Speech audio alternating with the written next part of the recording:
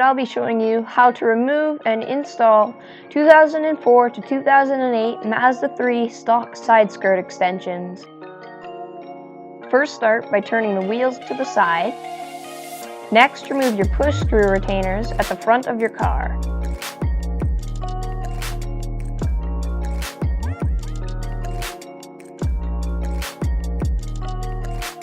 These are the areas you need to hit with the hammer, marked by the arrows.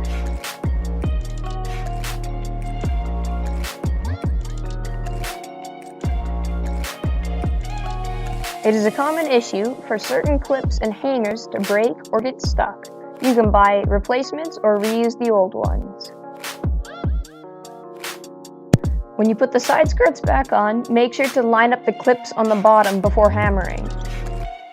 To reinstall with the old clips, I added two-sided tape at the top of the side skirts for a tighter hold. Make sure you install all the clips on the top and bottom, because if you miss some, you are going to have to restart the process. Reinstall the push retainers and you're done.